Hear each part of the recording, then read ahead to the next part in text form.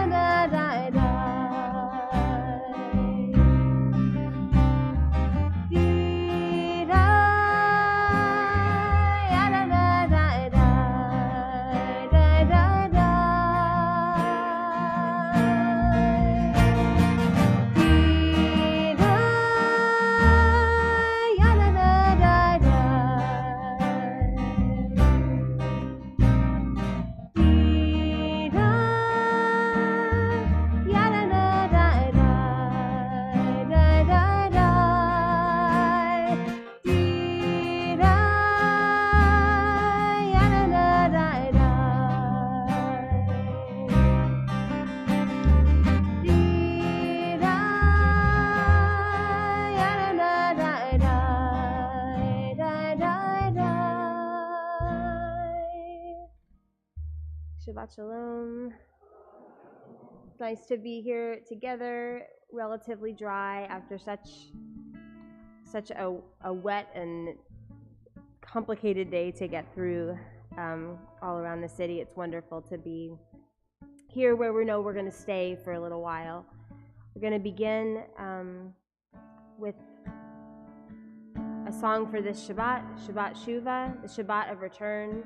This is one of the most important Shabbatot of the year, so I'm glad we're experiencing it together. This Shabbat that comes in between our two holidays of Rosh Hashanah and Yom Kippur, when we try to come to this time of joy and gratitude with a pensiveness and a reflectiveness for what we're intending to try and accomplish during these 10 days.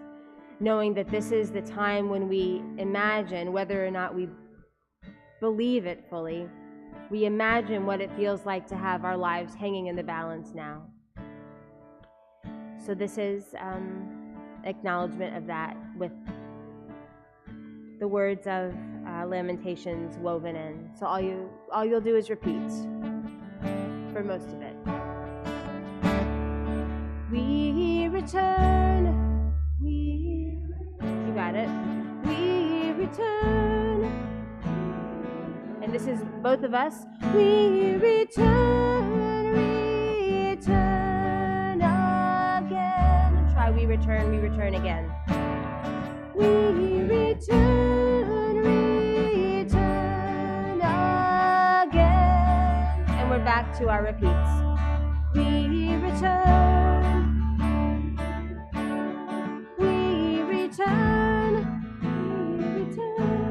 Together, we return again and again to love,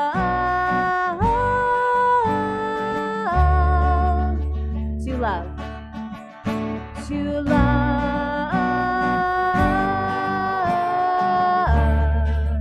That's beautiful. To love again. To love.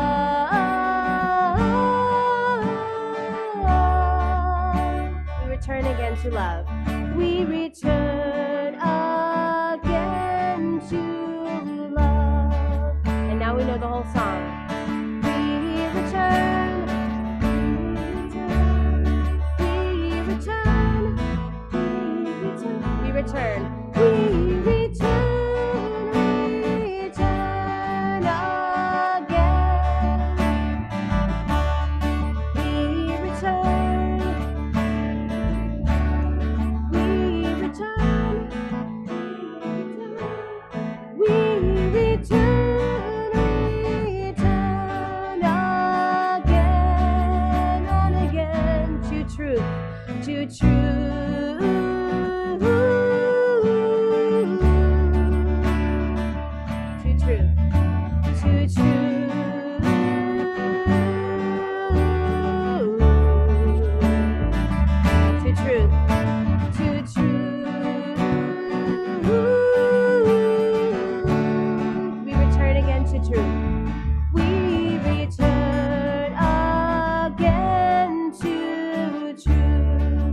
Our verse from Lamentations. Hashivenu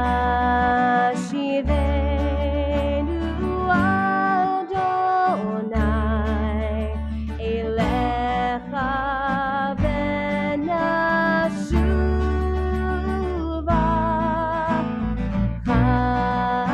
Kadesh Yameinu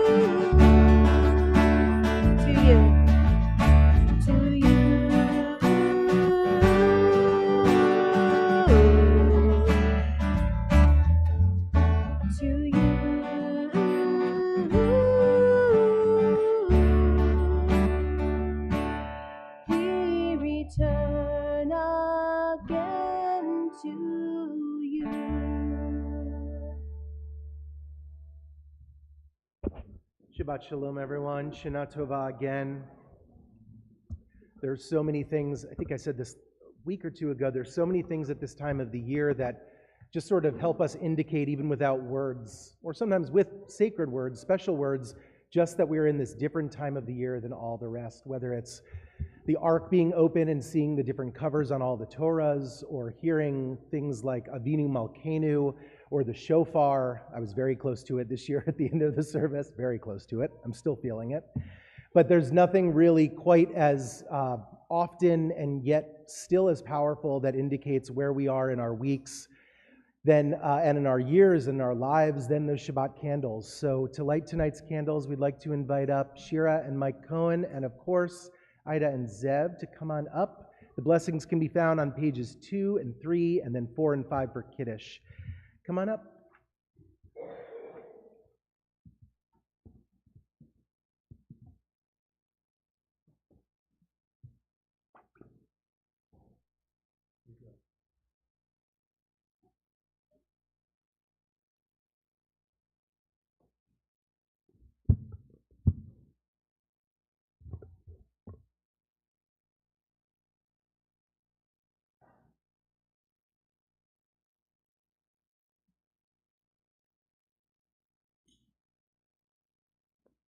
Baruch atah Adonai Eloheinu melech haolam asher kitshanu b'mitzvotav v'tzivanu lehadlik ner shel Shabbat.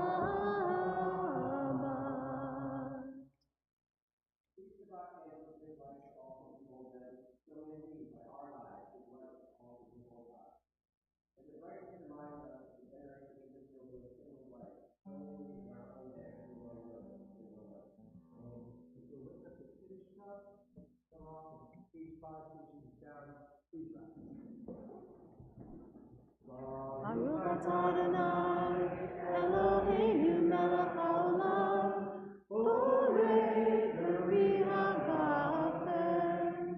Baruch atah Adonai Eloheinu melech haolam asher kitshanu b'mitzvotav v'ratzavanu b'shabbat kodsho be'ahava uvratzon hilchilanu zikaron le'maaseh v'reishit ki hu yom tehilah le'mikra'ei kodesh zecher letziat mitzrayim kivanu b'charta v'tanu kidashta mikol Shabbat kodshecha be'ahava uvratzon hinchaltanu v'kadesh ha-Shabbat. Amen.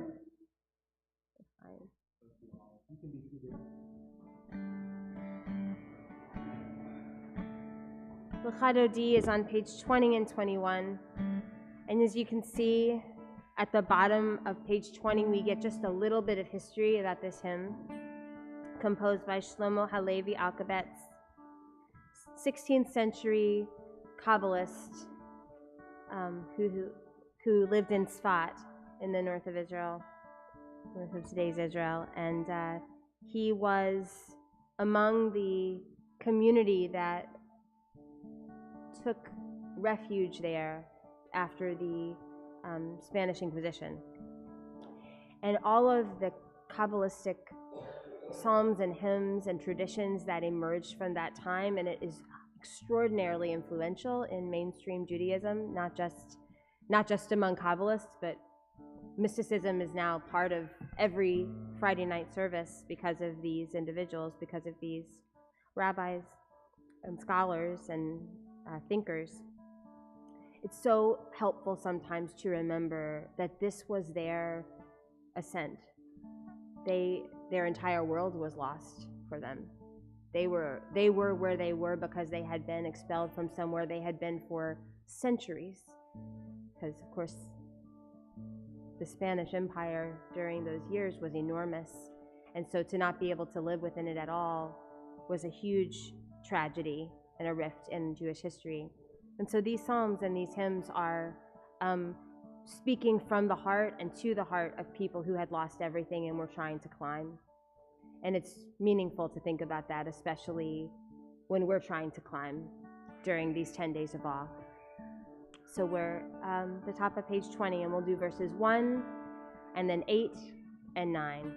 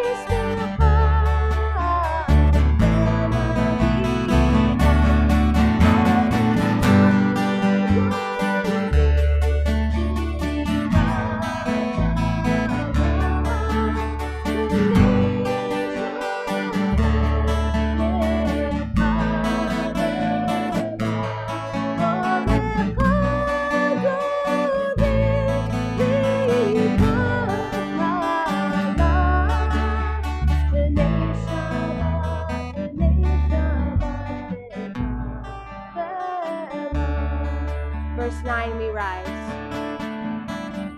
Boi v'shalom, ateret bala, gam b'simcha u'tola,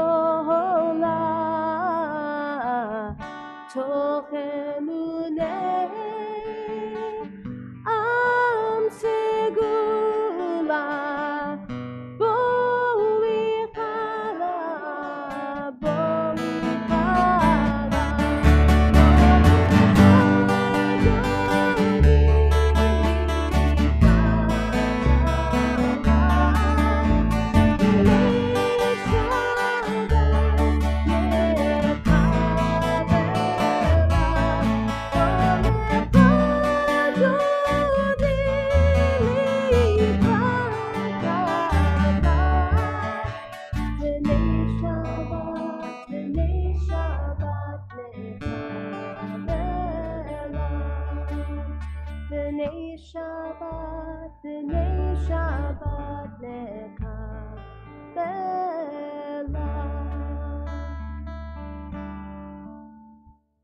You can be seated.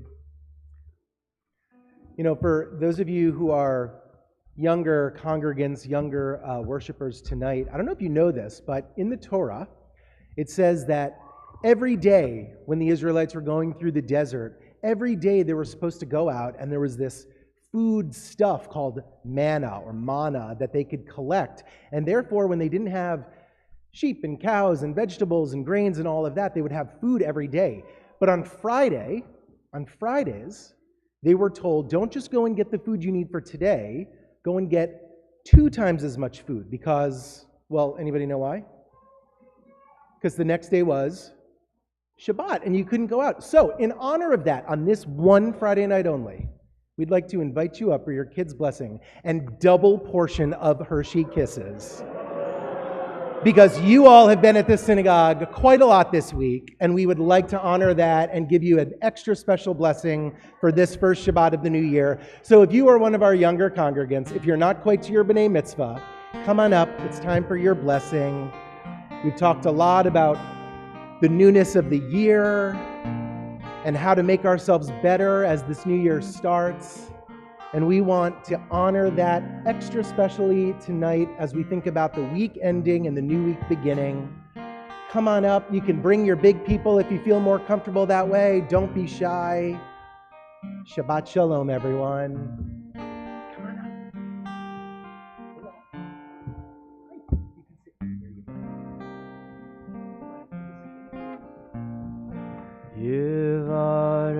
Yivarechecha Adonai ve'yishmerecha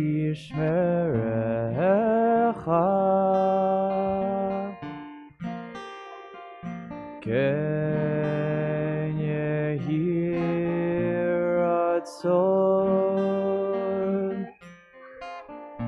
Yair Adonai panav elecha vichunecha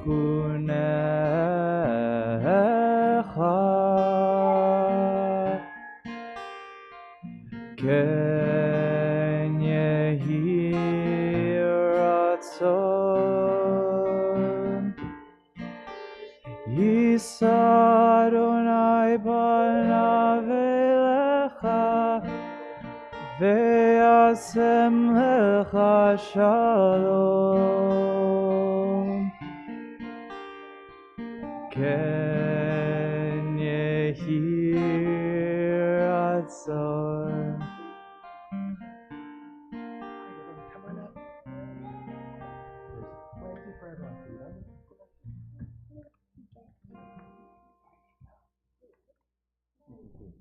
Extra one for tonight. Shabbat Shalom. You can keep it up now. But one for my mom.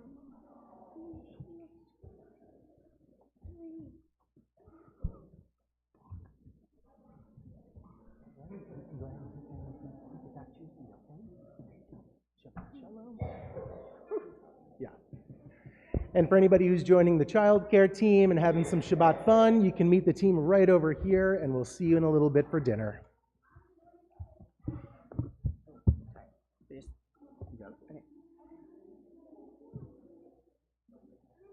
We're on page 28 for Baruch Hu, our call to worship. We don't always do the English verses of this song. Sometimes we do, but it's good to do them today because it's so very relevant to our process of teshuvah. These questions. Am I awake? Am I prepared? You can rise if you want. We have a little time to my prayer. Can you hear my voice? Can you understand? Am I awake? Am I prepared? Yada da da da, yada da da da, yada da da da, yada da da da, yada da.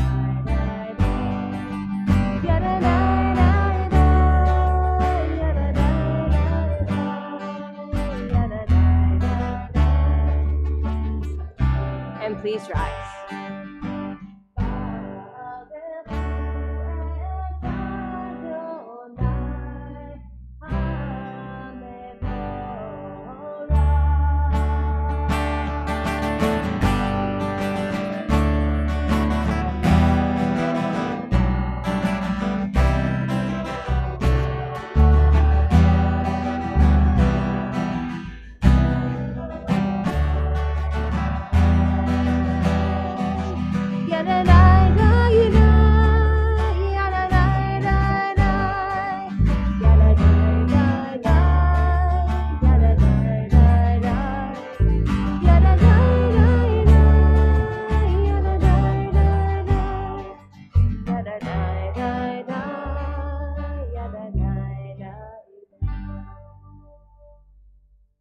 Remain standing and turn to the top of page 31 for a reading and our Chatimah, the closing sentence of the blessing for Ma'ariv Arabim.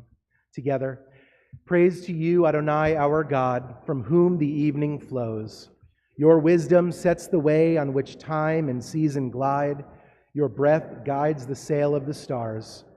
Creator of the tide of time and light, you guide the current of day into night. As heaven spans to infinity, you set its course for eternity. Praise to you, Adonai, our God, from whom the evening flows. Baruch atah Adonai Hama'ariv Aravim, page 33. As you taught Torah to those whose names I bear, teach me Torah too. Its mystery beckons, yet I struggle with its truth. You meant Torah for me. Did you mean the struggle for me too? Don't let me struggle alone. Help me to understand, to be wise, to listen, to know. Lead me, lead all of us into the mystery. Baruch atah Adonai, Ohev Amo Yisrael. Page 34. Shema Yisrael, Adonai Eloheinu, Adonai Echad. Baruch Shem Kevod Malchuto Leolam Vaed. You can be seated. Ve'avta et Adonai Elohecha b'chol levavcha uv'chol nafshecha uv'chol me'odecha ve'hayu hadvarim ha'ele asher anochi mitzavecha hayom alevavecha Vishinantam livanecha v'dibarta bam v'shivtecha b'veitecha uvlechtecha b'derech uv'shochbecha uv'kumecha ukshartam leot al yadecha v'hayu letotafot beineinecha uchtavtam al mezuzot beitecha uvisharecha leman tizkeru va'asitem et kol mitzvotai v'item kedoshim lelohechem ani Adonai Elohechem asher hotzeiti etchem me'eretz Mitzrayim liot lachem lelohim ani Adonai Elohechem Adonai Elohechem emet. We continue on page 40 with Micha Mocha.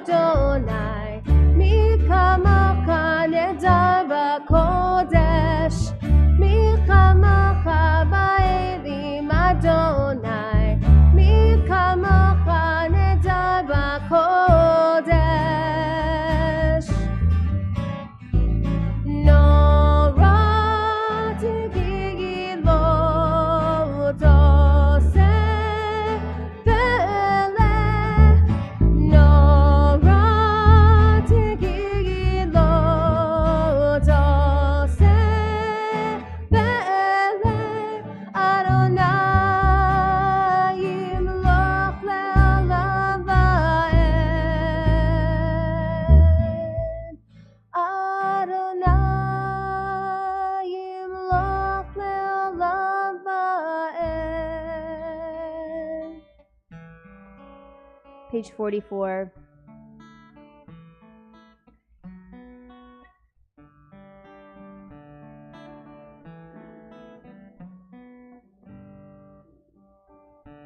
Hashkivenu Adonai Eloheinu l'shalom v'habitenu shamreinu l'chaim. Hashkivenu Adonai Eloheinu l'shalom v'habitenu shamreinu l'chaim. Ushmot Zaytin. Guard us as we exit this year. Uvoeinu, and we enter our new year. L'chaim u'shalom me'ata ve'ad olam.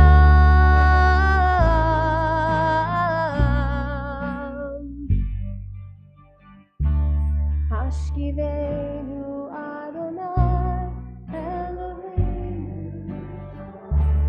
Hashkivenu Adonai Eloheinu l'shalom v'habitenu shamreinu l'chaim. Hashkivenu Adonai Eloheinu l'shalom v'habitenu shamreinu l'chaim. V'habitenu shamreinu l'chaim.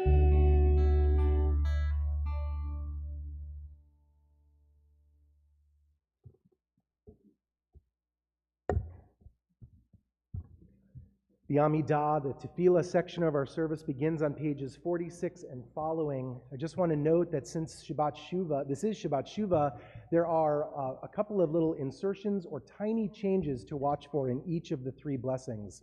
There's a little bit of an insert, a Zochrenu, that we'll sing together in the Avot. There's a little bit of a different formulation of the prayer in the other two, in the closing prayer of the other two. So just squint really hard like I am and look for that little tiny fine print that says Shabbat Shuvah for tonight. We'll continue on page 46. Please rise. Adonai sifatai tiftachu fi yagid tehilatecha. Baruch atah Adonai Eloheinu v'Elohei Avotenu v'Imotenu, Elohei Abraham, Elohei Yitzchak, v'Elohei Yaakov, Elohei Sarah, Elohei Rivka, Elohei Rachel, Elohei Leah, Ha'el Hagadol, Ha'gibor v'Hanorah, Elyon, Gomel Chasadim Tovim, Bekonei Hakol, Bezocher Chasdei Avot v'Imahot, Umevi Geula Livnei V'neihem, Leman Shemo Be'ahava, Zokreinu l'chaim, Melech Hafetz b'chaim, V'kodvenu b'sefer ha'chaim, L'ma'alecha Elohim chayim, Melech Ozer u'Moshiach u'Magen, Baruch atah Adonai, Magen Avraham v'Ezrat Sarah. Amen.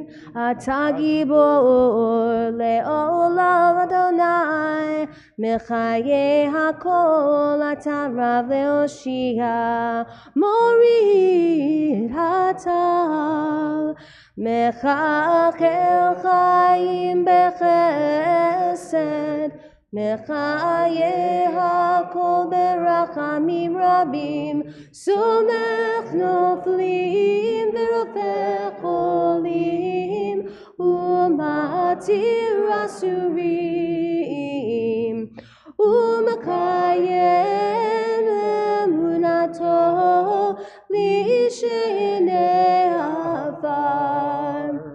Michamocha b'gevurot u'midomelach, Melech me'emitu l'chaye umatzmiach Yeshua mi chamocha av harachmim zocher yitzurav l'chaim berachamim v'nemanata l'achayot hakol baruch atah Adonai mechaye hakol. Amen. Page 52. Atah kadosh v'shimcha kadosh u'shim b'chol yom yehalelucha sela.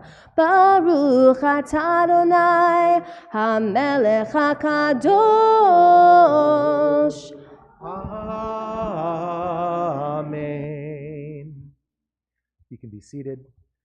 Take a few moments now for Tefillat Halev, our own silent prayer of the heart.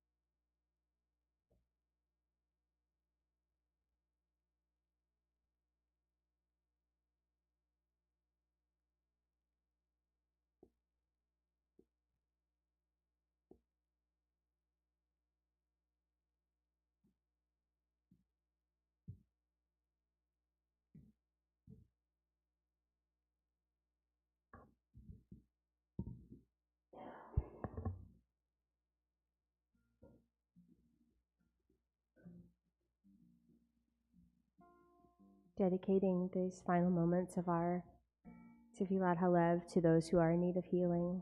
Please draw them to mind. Picture their faces if you know them. Whisper their names if you wish.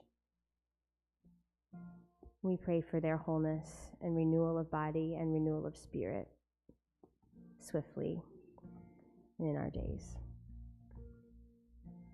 Page 253. Mi shebera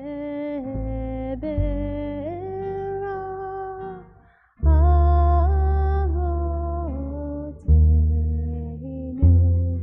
v'kol habracha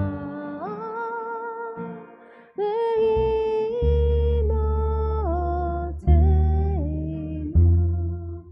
May the source of strength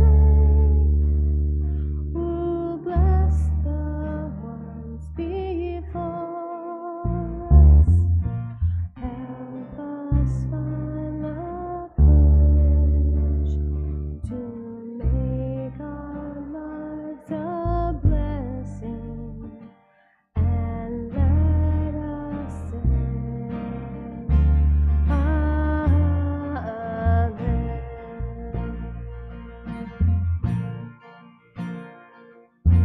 Mi shebera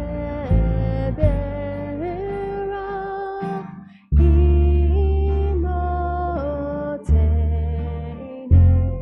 mekor habracha le'avotenu.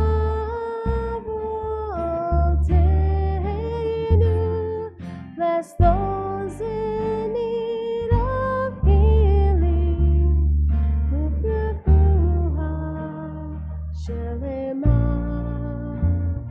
the renewal of body, the renewal of spirit, and let us say, Amen.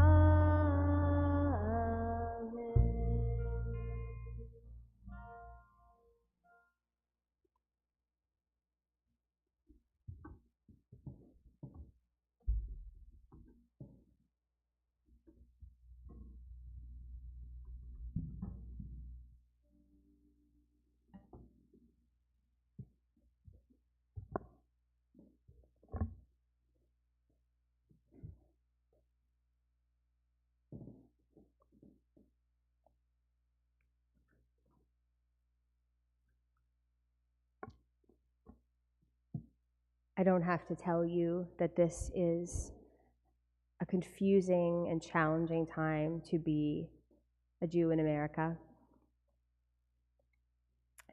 And there is a lot of shifting, the ground moving under our feet. As we try to get our bearings, what is this moment about?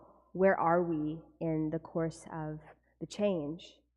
Are we in the beginning or the middle or the end?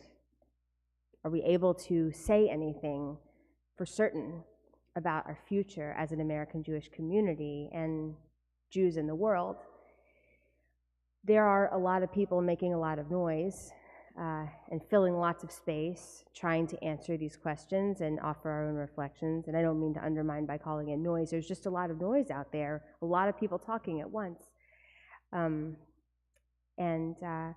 think that one of the most important things that we can be given during this time is a set of questions and a set of frameworks in order to address this time, to organize our thoughts, to organize our feelings, to help categorize things, analyze things so that we can understand and then meaningfully respond to the moment that we're in a myriad of different ways. We're all going to respond in different ways. So when I say that we are among the most fortunate congregations in America because we have people like that in our congregation who are willing to share their wisdom with us, it is not hyperbole. I do believe that we are one of the most fortunate congregations in America to have Dr. Michael Cohen as part of us, a former member of the Board of Trustees and a former member of the Executive Committee, and also his extremely important work at Tulane and with the Grant Center for the American Jewish Experience. I want to let Mike share with you what he wishes about the experience that he just put together and created and some of the learnings that he drew from it. But I want to say before I step aside and we have the opportunity to learn on this night of introspection from Mike, how grateful I am for him and for people like him who are bringing their years and years of expertise and scholarship to bear in an incredibly confusing moment. It is very nice to have people who are wayfinders, and that is what I think that Mike and many of his colleagues are. So Mike, thank you so much for your words tonight, for the work that you do every day, and the ways that I know you're gonna hold the hand of your Jewish community as we all try to gain our balance and move forward in this very confusing time.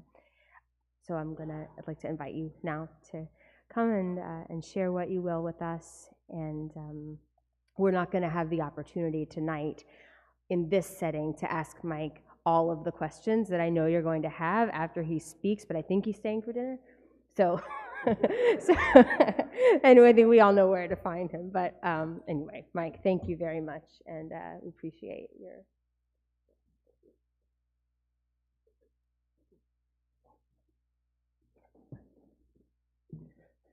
The question about Shabbat dinner brings me back to a URJ convention that I was fortunate enough to represent Touro at, and we won an award for audacious hospitality. And as everyone described their programs with very long names, Touro came up and said, Touro wins the award for Shabbat dinner. Because our Shabbat dinners really do build community in an amazing way. So will I stay for dinner? Of course I'll stay for dinner. Thank you, Rabbi, thank you everybody, and thank you for those extremely kind words. On October 6th, 2003, I began my day in Melbourne, Australia, with a view of the city skyline, drinking a flat white. I was in Shira's office. I didn't have the view of the skyline from my office, but it was a special day. Melbourne is the best coffee city in the world. It's also home to a thriving Jewish life, inspired in part by Holocaust survivors. Australia has the second largest proportion of Holocaust survivors behind Israel. And Melbourne's survivor-built community currently has 12 Jewish day schools, including the secular progressive Jewish school our kids attended. Ida and Zev had daily Yiddish lessons as well as climbing lessons, as you could see. Special celebrations, such as for Sholem Aleichem's birthday, and they became part of an East European cultural legacy that is really unique in the world. I'd come to Australia with Shira, Ida, and Zev for the academic year, primed to broaden my own horizons, as well as to broaden the field of American Jewish studies. That morning, October 6th, I launched the Grant Center's new initiative via a Zoom meeting with scholars from around the world. Participants in Australia, the United States, and Israel came together at all hours of their days and nights to begin our year-long initiative that would revolve around a major conference in Sydney in December. This initiative included a handful of American Jewish historians, but most of the participants' research focused on Chinese, Greek, and other minority diasporas. My hope, I explained to a group of scholars that day, was that this encounter between scholars of Jewish and non-Jewish histories, and between American and Australian scholars, will encourage participants to identify points of similarity and difference in comparative frameworks. Just 24 hours before Hamas's October 7th massacre, that was where I saw our field headed. We were outward-facing. The questions I was asking were designed to introduce non-Jewish scholars to American Jewish history, and vice versa. Little did I know how much my questions would soon change. Two things happened in the months that followed that I think are worth sharing. First, I got my first taste of an academic litmus test over Israel. I received an email from a scholar of migration who asked that, quote, "In light of the massacres currently being perpetrated by the Israeli army in Gaza, I would like to ask if any of the people or organizations involved in the December conference support or justify the current actions by the Israeli government." There it was. Not a mention of Hamas. An Australian colleague responded by telling the scholar that, quote, "This conference has no political litmus test for participation. This is an academic conference that explores historical themes of economic migration across ethnic and minority groups, and participants have been invited based on expertise in this area. We will not be surveying their political viewpoints about current events in Israel, Gaza, Ukraine, Australia, or elsewhere." The response didn't matter. That scholar decided not to join us in Sydney. But in hindsight, the second thing that happened was even more important. That person was the only one who boycotted the conference's exchange of ideas. There were no disruptive protests, and our conference was an overwhelming success.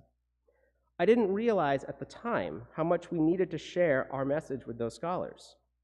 In hindsight, more important than broadening our field was sharing the American Jewish experience with an academic world that was already becoming increasingly hostile to Jewish studies. When I returned to Melbourne from the Sydney conference, I began to ask myself what this new post-October 7th reality meant for American Jewish history as a field. My own research on Jewish economic history had suddenly become less relevant to me. Had historians got the American Jewish experience all wrong? We had long seen America as a haven for Jews, safe from anti-Semitism. We interpreted events like the lynching of Leo Frank in Georgia and the vitriol of Henry Ford as anomalies in the background of an American Jewish story of opportunity and freedom. I see some former students in the audience here today, so I don't know, did I get it wrong? Had we got the storyline wrong? I found myself asking these inward-facing questions, suddenly less concerned about interacting with other fields. I wanted to understand how we got to this moment. How can history, in this particular case, help to inform the present? Then in early March, I read Franklin Foer's The Golden Age of American Jews, The Golden Age of American Jews is Ending in The Atlantic. Many of you, no doubt, have read that piece, and if not, I encourage you to do so. And I presume that some of you were here to discuss this piece at Touro with Rabbi Bowman and my colleague Alana Horowitz. Foer argued that, quote, "Over the course of the 20th century, Jews invested their faith in a distinct strain of liberalism that combined robust civil liberties, the protection of minority rights, and an ethos of cultural pluralism. They embraced this brand of liberalism because it was good for America and good for the Jews," he says. Continue. "It was their fervent hope that liberalism would inoculate America against the world's oldest hatred. For several generations it worked," Foer argued. "But that era," he said, "is drawing to a close." Foer's essay, I understood immediately, was what our field needed to grapple with. Was there, in fact, a golden age? Or had we been blind to what we thought was only an anti-Semitic underbelly that had been right there in front of us the whole time, driving the American Jewish experience? If there was a golden age, was it really ending? What set it on its demise? And could a journalist, albeit one whose work I really admired, answer a question that relied on an interpretation of history without historians in the room to challenge its finer points? I let this marinate for quite some time, and when I returned to the US, I reached out to Frank and I asked him if he would be interested in discussing his work with a group of historians. It took all of 20 minutes for a yes reply to arrive in my inbox, an enthusiastic yes reply. And so, in the weeks that followed, I invited 3 other leading journalists who also see the value in engaging with history to the Grant Center's inaugural Biner Symposium. Emma Green from The New Yorker, Andrew Lapin from the Jewish Telegraphic Agency, Mark Oppenheimer, editor of Religion and Politics and formerly of the New York Times. In addition to the journalists, I invited 5 historians who aim to give their own research contemporary relevance. Pamela Nadell of American University, who had participated in the congressional anti-Semitism hearings. Susanna Heschel of Dartmouth College, who had just written a fabulous essay on anti-Semitism for a volume that I'm editing, and who grew up on the front lines of Jewish social justice movements. Rebecca Coburn of Columbia University, who found herself embroiled in Columbia's unrest over the past year. Eric Goldstein from Emory University, whose 2006 work on whiteness remains incredibly prescient. Eric was here speaking a few years ago. And Rachel Cranston from the University of Pittsburgh, whose perspectives on anti-Semitism have been shaped by the shootings at the Tree of Life Synagogue in her own neighborhood. I brought these journalists and historians together to address the current moment in time for Jewish Americans.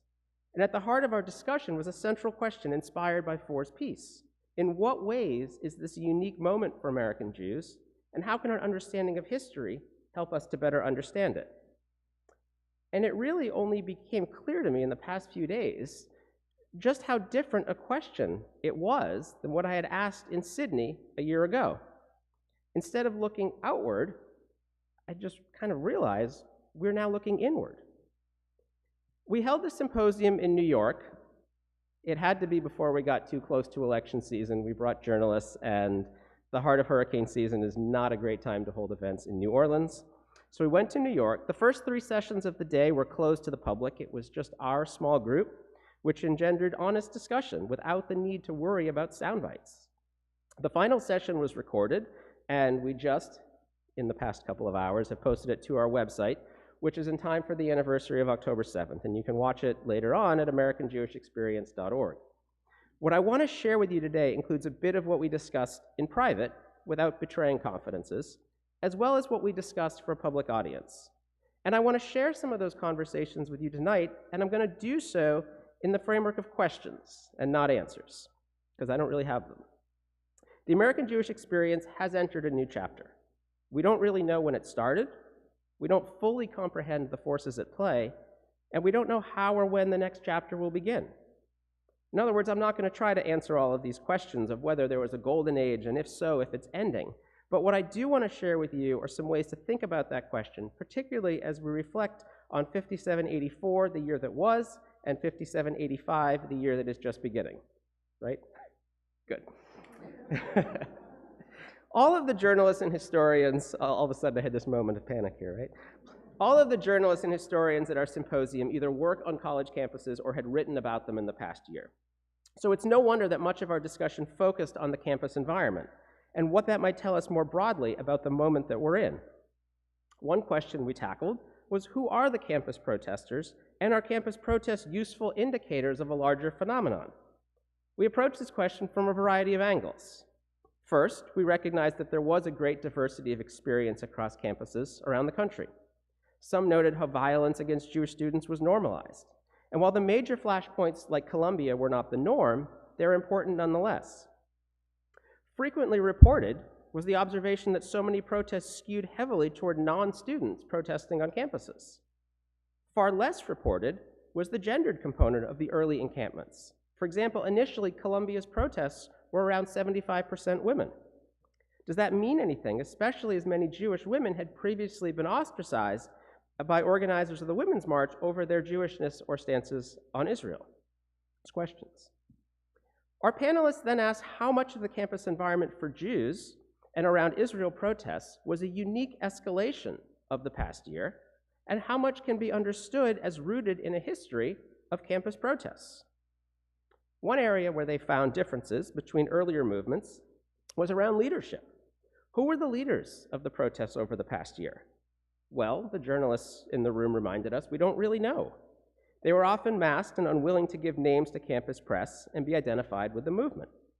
And our panelists also pointed out that there was a collective decision in campus newsrooms, something a historian would not even think about, not to name the organizers, even though they were adults seeking publicity. That's, quote, weird and unique, said one of our journalist panelists. Counterculture protesters had been and still are famous. We can't name the protesters of the last year. And because of this anonymity, we don't know how many of them were students and how many of those who were students have since graduated. Is this failure to name them because campus journalists are allied with the cause of the protesters, some asked? There were allegations at Columbia that those writing for The Spectator who support Israel had not been promoted because of their Zionism. Regardless, this is reflective of a larger point. Panelists found much more difference than they did continuity with past protests, 1968 in particular. Do these protests have broader relevance beyond the university settings? While the overall sentiment amongst our participants was that these protests were very different from 1968, many panelists believed that the campus had become a canvas upon which the polarization of our society was being painted in bold colors. Some believe that anti-Semitism and protests on college campuses have been politically weaponized, proxies for larger culture wars and political wedge issues, and Jews have been caught in the middle. For example, panelists asked, in what ways were the congressional hearings an attempt to delegitimize higher education and DEI initiatives? Had combating anti-Semitism become a way of pushing back against progressivism itself? Conversely, were college campuses becoming the place where liberalism was morphing into new forms of progressivism and where it was being defined and honed? Did the war in Gaza and Jews more broadly provide the perfect litmus test for who could be part of this new progressivism? Put another way, people asked, was renouncing the existence of a Jewish state, and even those who supported a two-state solution, was that now the prerequisite for progressivism, both on campus and more broadly? On top of that, did the campus as a flashpoint mean that Jewish groups like the ADL had to also focus on campuses in their attempt to point out and push back against anti-Semitism? That returns me to the question of litmus tests that I spoke of earlier. The scholar who insisted on the litmus test for participation in our Sydney conference is part of a broader trend. Our panelists were extremely critical, more critical than I anticipated, of what they saw as a number of faculty members and academic disciplines that had moved away from scholarship and toward social activism. In terms of students, panelists lamented how student groups at some universities had forced stances on Zionism. The Barnard Garden Club became one example as one of the 116 student organizations that was part of a coalition calling for academic divestment from Israel. Such litmus tests weren't new, but they gained new purchase after October 7th. These litmus tests also are not unique to higher education. Some of the progressive alliances in which Jews have long found a home had instituted the same litmus tests. We saw this in the Women's March, our panelists pointed out. We're seeing this in social justice movements, where Jews are being turned away from alliances that have been so instrumental to the expression of their Judaism. What will happen to those alliances? Is there still a place for progressive Jews in progressive spaces? Where can we find common ground? And panelists asked if civil rights alliances in the 1960s and their subsequent fractures and then healing can provide a guide as how we move forward. It's a very deep question. Either way, the presence of litmus tests also means that non-Jews are losing much of their exposure to things Jewish. What if non-Jewish students no longer take Jewish studies courses because professors in the department are Israeli? What if non-Jewish social justice advocates don't want to fight for social justice alongside Jews who believe in a two-state solution? How can we move forward if we live in echo chambers? And if we don't learn about one another? These were just incredible conversations to be part of, and we had an entire day that we could just immerse ourselves in these questions. And speaking about moving forward, does history offer examples for us as to how we can do that? One panelist noted how historians have been so preoccupied explaining the rise of anti-Semitism, but they have failed to explore how anti-Semitism wanes. Quote, what happens to bring anti-Semitism to an end, that person asks. We haven't studied that, she continued. How is it that communities came back together? How do communities reconstitute themselves and come back together and trust one another? Are there lessons here from history that we can turn to? Another important question that some of you may have been thinking of as I've been speaking: are definitions useful? The world is spending a lot of time on defining anti-Semitism, a lot of time. Is that helpful? Many of the panelists didn't think defining anti-Semitism was useful because anti-Semitism shapeshifts. It changes as circumstances change. Additionally, one of the participants asked, why do we use the term Zionism at all? The person said it was a useful term before the establishment of the State of Israel to advocate for Jewish nationalism. But that person said, does the use of the term today make it easier to deny Israel's legitimacy? We don't, for example, have separate words for French nationalism and France. And finally, we spent little time discussing where anti-Zionism crosses into anti-Semitism. That's a very important question. Trying to answer that would have taken up our entire day, and then some, and it would take up the entire evening tonight. But those questions of definitions were things that really were important to think about. So let me return to the question of polarization. How do we get through the polarization that defines our discourse? Quote, everything is polarized. Anti-Semitism is a weapon that can be used to attack what you don't like about the other side, noted one participant. How do we get through this? One answer is to insist upon nuance and complexity. But what happens when nobody wants nuance and complexity? What happens when nuance and complexity are considered amoral in our polarized world? One colleague insisted that the answer was to cultivate dignified dialogue. When Susanna Heschel organized conversations between faculty, conversations that received national media attention, it wasn't about telling people how to think. Rather, faculty were there to demonstrate to one another how you speak to one another. How do we talk and listen? Quote, Susanna said, how do we talk and listen? With dignity. We're here to study, learn, and think about the future. The issue isn't so much what you say, but it's about how you speak with one another. The final question that I want to pose here tonight is this. What is different about this moment, and how did we get here? One key defining feature that we spent a good amount of time talking about is that we're seeing anti-Semitism on the left and the right, and in some instances, it's horseshoeing, it's meeting in the middle. This confluence of anti-Semitism from left and right, and the point where it meets in the middle, is something we can see through social media. One panelist pointed to Ye, formerly Kanye West's anti-Semitic vitriol, and noted how praise for his posts come from both the left and the right. These tendencies on the left and right can feed off one another and create a dangerous cauldron for Jews. But the whole framework of anti-Semitism on the left, anti-Semitism on the right, that was also something that we questioned. When anti-Semitism is so ubiquitous that even the two poles of the spectrum can agree on it, well, is that a different bird entirely? So many questions. And I've raised far, far more questions than I've answered. But these are the questions that our panelists spent a day talking about. And I realize, again, there are so many more. Are flare-ups of anti-Semitism and attacks against Jews the canary in the coal mine about larger societal issues? Was there a golden age? And if so, is it over?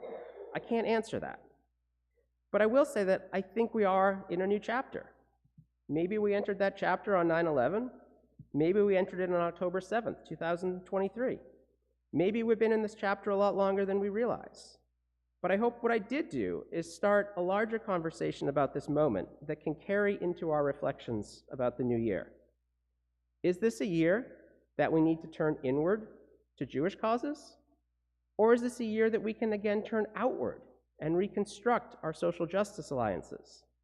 If we can figure out how we got here, maybe we can figure out how to make our fractured world just a bit more whole. Good Yontif and Shabbat Shalom.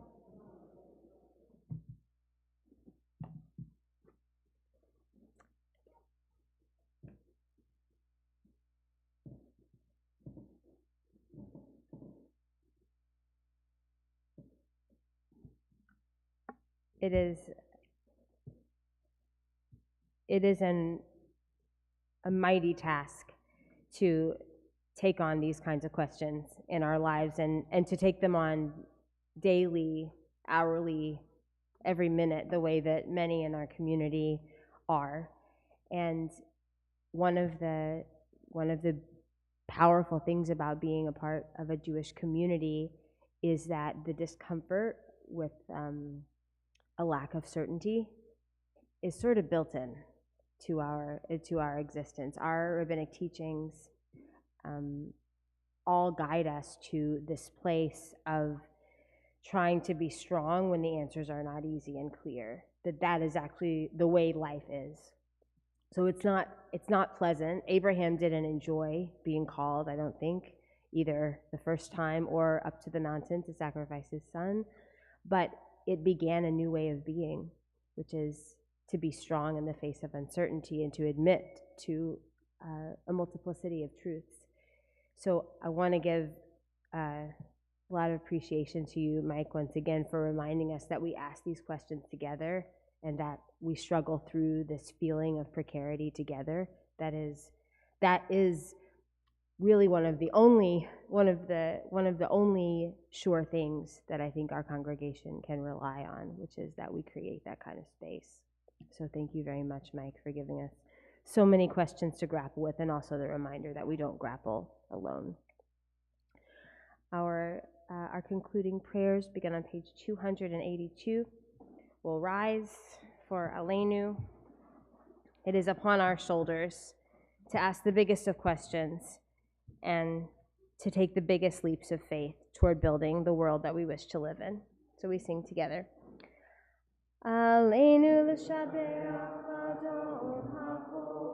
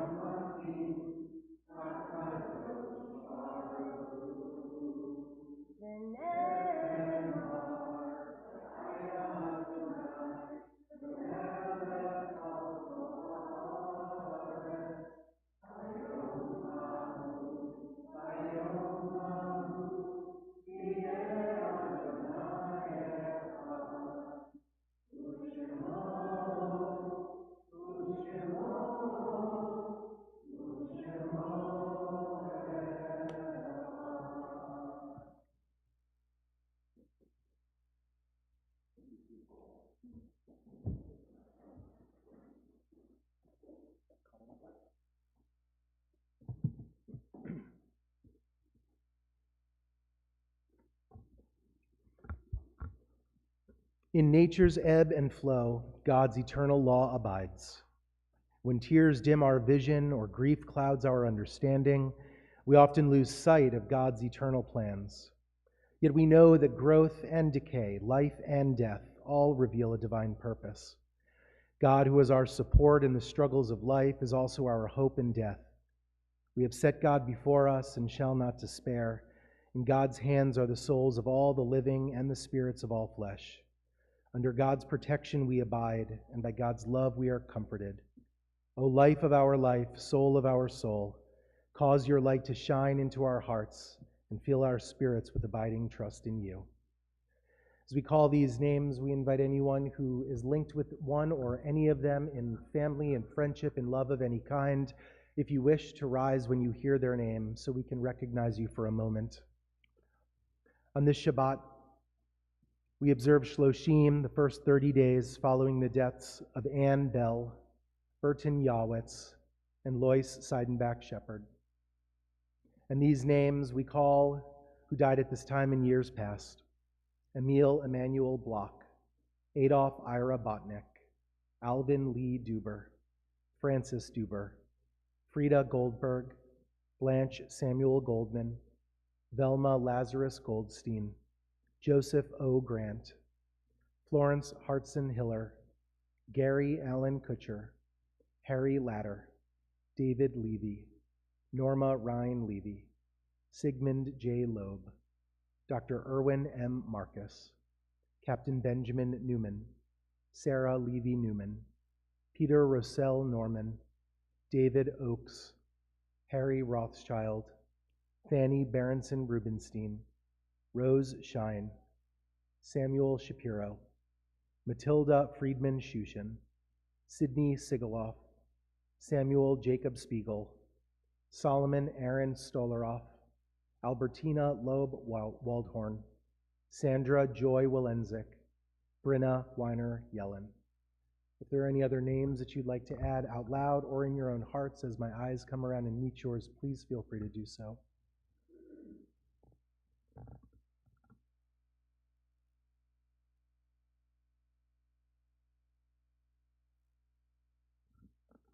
Zichronam livracha, may each and every one of their names and lives be for a blessing. Page 294, we rise as a community and recite together the Mourner's Kaddish. Yit Gadal v'yit Kadash Shemei Rabbah, Be'alma divrach Yerutei v'yamlich malchutei, V'chayechon u'vyomechon u'v'chaye dechol Beit Yisrael, Ba'gala u'bizman kariv imru amen. Yehei Shmei Rabbah mivarach le'olam u'lalmei almaya, Yitbarach v'yishtabach v'yitpa'ar v'yitromam v'yitnaseh, v'yitadar v'yitalev v'yitalal Shmei dekudisha b'rechu.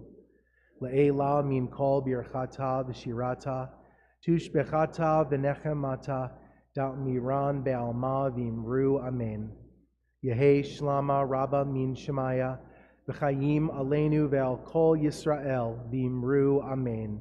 Oseh shalom b'imromav, hu ya'aseh shalom aleinu ve'al kol Yisrael v'imru amen. May there be abundant peace from heaven and life for us and for all of Israel, to which we say, amen. You can be seated. We'd like to welcome up our congregational president, Dr. Laura Levy, for some announcements. Thank you, Rabbi. Good evening, Shabbat Shalom. Thank you to Shira and Mike and the kids for leading us in the candle blessing and Kiddush tonight. Thank you. And thank you to our greeters who welcomed us as we came in the door. Naomi Yavna Close, Kay Levy, Kevin Wilkins, Stacy Weinreb Lutz, and Chris Lorenzen. A special thank you to Professor Michael Cohen for giving us so much to think about tonight and helping to prepare us to think about it. Thank you. We're so glad to have you back at Touro, to have you back at Tulane, to have you and Shara and your family back in New Orleans. We're grateful to our sponsors tonight of the beautiful pulpit flowers generously given by the estate of Bertie Berenson Haspel, given in memory of Francis and Alvin Duber by the Rosenberg and Bucktel families, given in memory of Bryna Weiner Yellen by her loving family, and given in memory of Peter Roussel Norman by Linda and Richard Friedman. We're grateful for the live stream tonight, given in memory of Patsy and David Cantor by the David Cantor Worship Fund and by their loving son, Nathan Cantor, and their daughter, Dr. Julie Cantor Washko. Do we have any Touro ambassadors with us tonight? Please stand and let everyone see who you are. Look how many, it's wonderful. So, our Touro ambassadors are here to welcome new members, guests to the congregation, even longtime members. Feel free to find any of them to answer any questions you may have or just for a Shabbat greeting. Thank you all.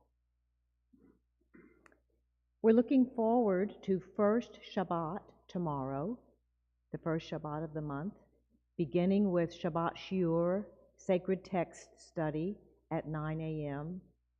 A full Shabbat morning can be found in your order of service. It includes Shabbat Shacharit with our partners, the Havurat Orleans, and other programming for children. Please have a look. We hope you'll join us for a meaningful Tashlik experience, singing with our clergy. It has been rescheduled. As I hope you've seen, I want to bring to your attention, because of the rain, it has been rescheduled and will now be held on Sunday morning, Sunday, October 6th at 10 a.m. on the fly. And I hope we will miss the rain. Please feel free to bring a picnic snack, and don't forget to bring your bird seed or bread. We're going to throw all of our sins and concerns into the Mississippi River and be done with them for the year.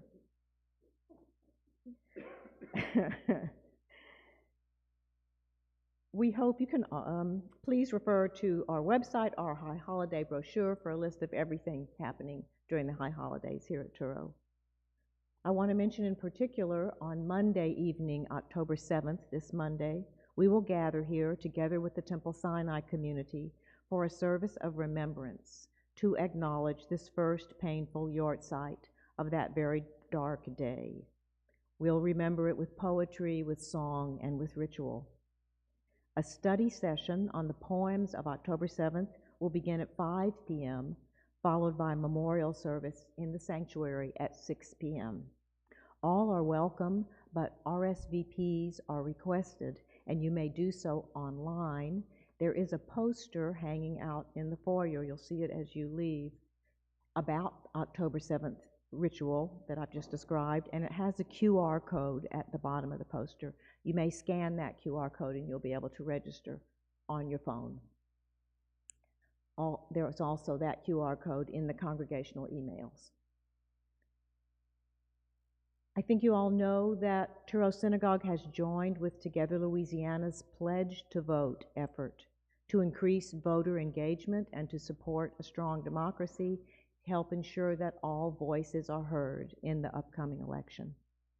Pledge to Vote is a nonpartisan effort. It does not support any candidate, only the civic responsibility of voting. By pledging to vote, you'll state your commitment and help others to do the same. Please scan another QR code, the Pledge to Vote QR code, in this week's T-mail and take the pledge. Erica Zucker, sitting right here, has cards with that QR code, and I'm sure she'll share them with you. We are collecting non-perishable food, as always, during the holiday season at Touro Synagogue. We've upped our goal. We've upped our game this year. Last year, our goal was to collect 1,000 pounds of non-perishable food. This year, we are going to collect 2,000 pounds of non-perishable food.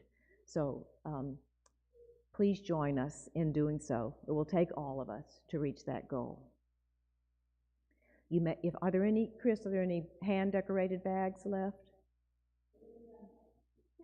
The last one. So I can't offer you the lovingly decorated grocery bags that we had. There are some. Oh, good. The kids may be making them now. Then we'll have more lovingly decorated grocery bags to bring back your food in. Please do so. And I'm delighted to say that all are welcome to join us for Shabbat dinner after services in the Grant Meyer Garden Pavilion. Shabbat Shalom. Thank you, Laura. Thank you, Mike, again. Thank you so much to Aaron Rothko, who's been on the beam with us tonight, adding so much depth and warmth to the service. And Mike mentioned our session, I think it was in April, when Dr. Ilana Horowitz and Dr. Naomi Avner-Close spoke with us to try to suss out that piece and what it meant. It was the beginning of that conversation. And we are going to be continuing those conversations after the holidays. We'll have an in-depth course of study on the history and the development and different manifestations of anti-Semitism, so that we can be more grounded in understanding how it works, how it shapeshifts, and be better communicators about it and the nuances of it. We'll also be doing the same with an in-depth course of study on the history of Ahavat Yisrael and Zionism in Israel, meaning the religious roots of that impulse and the shift of that impulse from a religious sentiment to a political movement, and what that means for us today. So both of those are coming after the high holidays, and I hope many will register for our courses, and those both are done in partnership with amazing scholars in our community. So you can look out for that.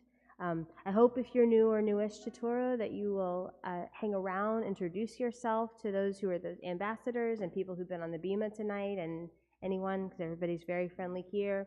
I hope you'll come back for Yom Kippur a week from tonight. We're very glad to be a home for many who are looking for a home here in New Orleans. Please rise as we conclude our service the way we began it. I wish you a meaningful and reflective rest of your Yamim Noraim. we return. Whoops, hold on a second. We're gonna do it somewhere else. How about that? How about that? We return. We return. We return. We return again. We return. We return. We return. We return again and again to love, to love,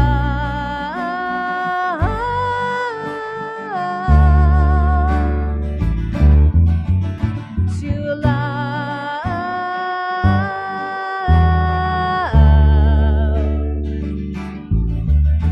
to love.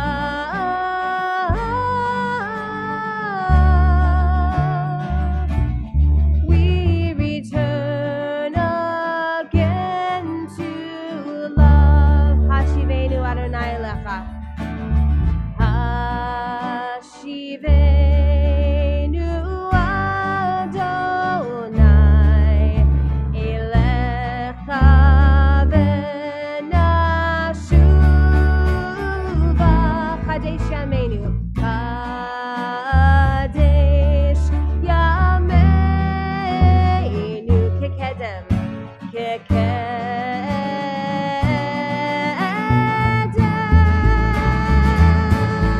We return. We return. We return. Return again. We return. We return. We return. Return again and again to you, to you.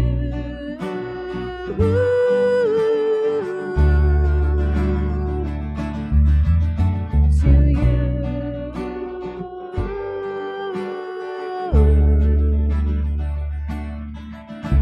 To you.